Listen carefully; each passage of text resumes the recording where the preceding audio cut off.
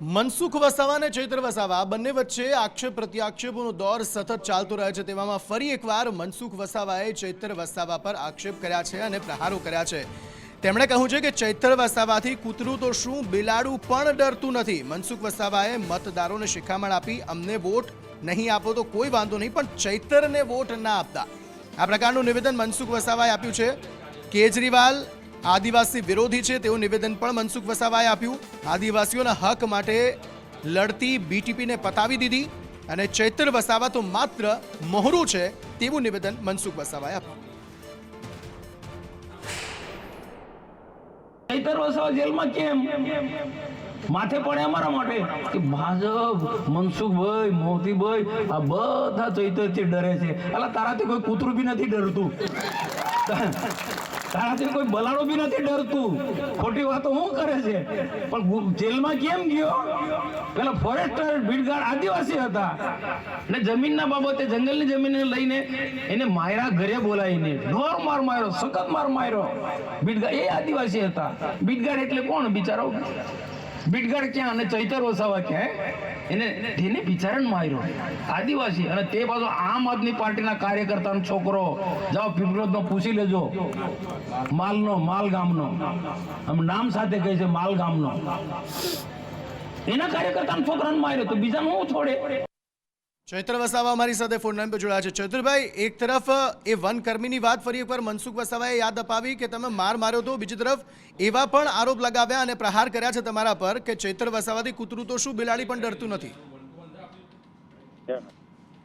મનસુખભાઈ વસાવા આગળ મિનિસ્ટર પણ હતા ગુજરાત સરકારમાં અને એનડીએમાં પણ મંત્રી હતા અને છેલ્લા 30 વર્ષથી સાંસદ છે, પણ એમને સંસદીય ભાષાનું ભાન નથી હોતું, એ બોખલાઈ જાય છે। આ વખતે ચૈતર વસાવા ઉમેદવાર છે એટલે હજુ તો ચૂંટણી આવતા તો કેવા નિવેદનો આવશે એ તો તમે ને અમે સારી રીતે જાણીએ છીએ। ભાજપમાં એક બોખલાહટ છે, આ વખતે મનસુખભાઈ હારી રહ્યા છે એટલે એમના પોતાના નિવેદનોમાં, એમના ભાષણોમાં ચૈતરભાઈના નામ લીધા વગર એમને ચાલતું નથી। અમે મનસુખભાઈને કહેવા માંગીએ છીએ કે તમે 30 વર્ષ દરમિયાન, છેલ્લા 29 વર્ષ તો તમારી સરકાર છે, તો તમે આદિવાસી સમાજ માટે શું કર્યું છે એ કામ બતાવો। તમારી સરકારમાં તમે શું રજૂઆતો કરી છે અને શું કરાવ્યું છે કામ બતાવો તો લોકો તમને મત આપશે। ચૈતર વસાવાની ટીકા ટિપ્પણી કરવી એ ચૈતર વસાવાનું અપમાન નથી। અહીંથી જે લોકોએ મને 56% મત આપીને ધારાસભ્ય બનાવ્યા છે એ લોકોનું અપમાન છે। મનસુખભાઈને ખબર હોવી જોઈએ, તમારા ગૃહમંત્રી અમિત શાહ અહીંયા આવીને મને અર્બન નક્સલી કહીને ગયા છે। અર્બન નક્સલી એટલે શું? અમે આદિવાસીઓના જળ, જંગલ, જમીન માટે લડીએ એટલે અમે અર્બન નક્સલી થઈ ગયા? અહીંના બાળકોના શિક્ષકો માટે લડીએ, યુવાનોની રોજગારી માટે લડીએ, સિંચાઈના પાણી માટે લડીએ, નર્મદા ડેમના પાણી। ચૈત્રભાઈ, મનસુખ વસાવા એવું કહે છે કે વોટ એમને નહીં આપો તો ચાલશે, પરંતુ ચૈત્ર વસાવાને વોટ ના આપતા। મનસુખ વસાવાને કોઈ મત આપવાના નથી। આ વખતે લોકોએ મન બનાવી લીધું છે, મનસુખભાઈ જાણી ગયા છે એટલે મનસુખભાઈ બોખલાઈ ગયા છે। તો આપને આદિવાસી વિરોધી કેમ કહે છે? તો પછી મનસુખભાઈ આ વખતે હારે છે એટલે ગમે તેવા નિવેદનો આપશે, હજુ તો ચૂંટણી નજીક આવશે તો એમનું મગજ આખું ભમી જવાનું છે, કેમ કે લોકોનો આવકાર નથી મળી રહ્યો। ઘણા ગામોમાં એમને પ્રવેશબંધી છે, ત્યારે મનસુખભાઈ આવી ટીકા ટિપ્પણીઓ કરતા રહે છે। મનસુખભાઈ તમારા માટે બી આવું જ કહે છે કે એમને કોઈ જન પ્રતિસાદ નથી મળતો, એમને જન સમર્થન નથી મળ્યું, જીતવાના તો અમે જ છીએ, આવી વાતો તો મનસુખ વસાવા પણ કરે છે। મનસુખભાઈ વસાવા 5 લાખની લીડથી રમતા જીતવાની વાત આગળ કરી હતી, હવે 5 લાખ લીડની વાત કેમ નથી કરતા? હવે કેમ અપડાઉન કરે છે? રોજે રાજપીપળાથી કેમ અપડાઉન કરવા પડે છે? ડેડિયાપાડા અને સાગબારા કેમ ઉજાગરા કરવા પડે છે? રાતે 2 વાગ્યા સુધી કેમ ગામડાઓમાં ફરવું પડે છે? મનસુખ વસાવાને પૂછો। આભાર ચૈત્રભાઈ અમારી સાથે જોડાવા બદલ।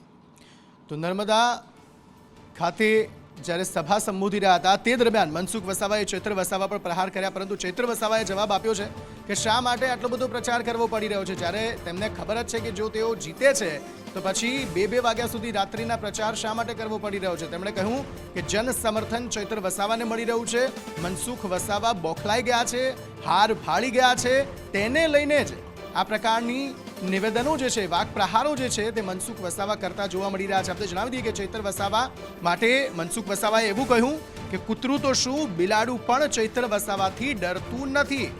એક કાર્યક્રમમાં જ્યારે સંબોધન કરી રહ્યા હતા મનસુખ વસાવા, ત્યારે આ પ્રહાર જે છે ચૈત્ર વસાવા પર કરવામાં આવ્યા।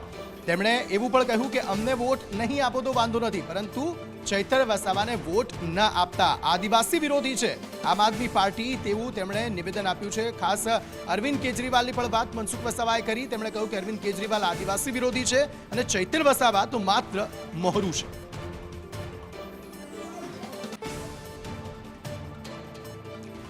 આ સમગ્ર મામલે વધુ વાતચીત કરવા માટે નરેન્દ્ર પેપરવાલા સંવાદદાતા જોડાઈ ગયા છે। નરેન્દ્ર, એક તરફ મનસુખ વસાવા છે, બીજી તરફ ચૈતર વસાવા છે। વાક પ્રહાર બંને વચ્ચે સતત ચાલતા રહે છે। ચૈતર વસાવા કંઈક કહે છે, ત્યારબાદ મનસુખ વસાવા કંઈક કહે છે। આ વખતે ફરી એકવાર મોકો મળી ગયો અને મનસુખ વસાવાએ કહી દીધું કે ભાઈ વોટ અમને ના આપો તો ચાલશે, પરંતુ ચૈતર વસાવાને ન આપતા।